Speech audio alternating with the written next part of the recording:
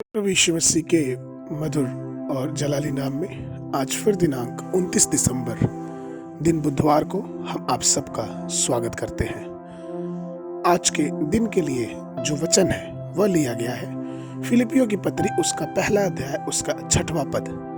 वचन इस प्रकार से कहता है, और मुझे इस बात का भरोसा है कि जिसने तुम में अच्छा काम आरंभ किया वही उसे यीशु मसीह के दिन तक पूरा करेगा। प्रभु में मेरे प्रिय लोगों, परमेश्वर हमारा मार्गदर्शक है और चूंकि वह हमारा मार्गदर्शक है इसलिए वो हमारा पथ प्रदर्शित करता रहता है। जीवन के प्रत्येक उतार और चढ़ाव में, जीवन की उस विपरीत समयों में वो हमारी अगुवाई करता है। उसका जो रास्ता है वो शांति का मार्ग है, और जब हम अपनी इच्छा के अनुसार ना चल के अपने जीवन को हम परमेश्वर के इच्छा के हाथों में सौंप देते हैं, वो हमारा मार्गदर्शन करता है। वो हमें और आपको पूरी सच्चाई से अपने मार्ग में लेके चलता है। इसलिए तो जब हम उसका हाथ विश्वास योग्यता से पकड़े रहते हैं, जब हम उसके नाम को पुकारते हैं, तो वह अनंत काल तक हमारी और आपकी अगुवाई करता है।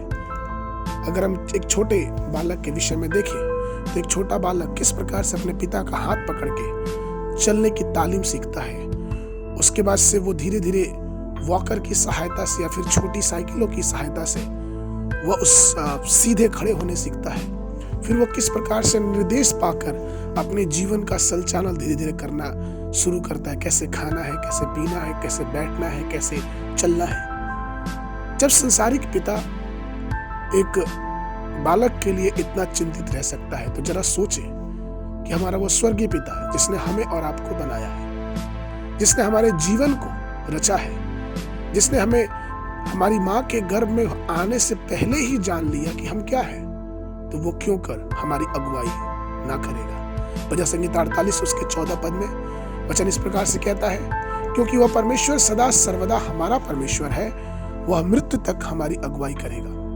और इसलिए तो यीशु मसीह ने यूहन्ना 21 और उसके 18 में एक बार पतरस से कहा कि मैं तुमसे सच सच कहता हूं कि जब तू जवान था तो अपनी कमर बांध कर जहां चाहता वहां फिरता था, परंतु जब तू बूढ़ा होगा तो अपने हाथ लंबे करेगा और दूसरा तेरी कमर बांध कर जहां तू न चाहेगा वहां तुझे ले जाएंगे।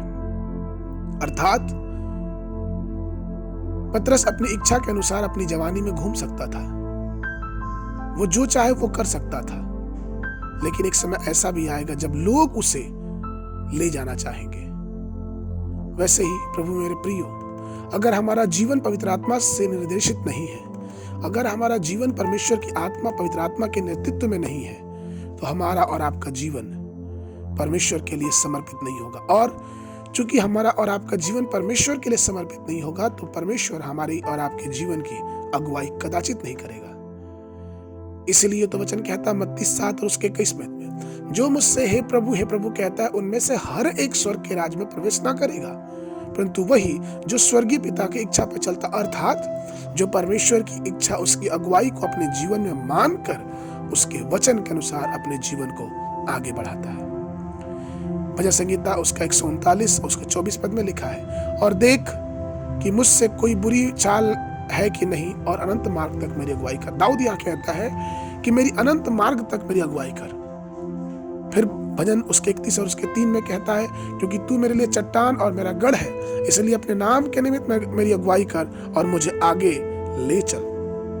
दाऊद जो कि जीवन में इतनी सारी चीजों को देखा, और चूंकि वो एक राजा भी था, फिर भी उसने परमेश्वर के जीवन में परमेश्वर के हाथों में अपने जीवन को दे दिया, क्योंकि उसे पता था कि परमेश्वर उसकी अगुवाई अनंत काल तक करेगा और उसका मार्ग सीधा है, और परमेश्वर की इच्छा के अनुसार अनंत महिमा वो उसे जरूर दिलाएगा। आज के मनन के लिए जो पद है वो लिया गया है यशायाह नबी की पुस्तक उसका 48 अध्याय उसका 17 पद। यहोवा जो तेरा छुड़ाने वाला और इस्राएल का पवित्र है, वह यूं कहता है कि तेरा परमेश्वर यहोवा हूं, जो तुझे तेरे लाभ के लिए शिक्षा देता है कि जिस मार्ग से तुझे जाना है उसी मार्ग से तुझे ले चलता है। परमेश्वर आप सबको आशीष दे।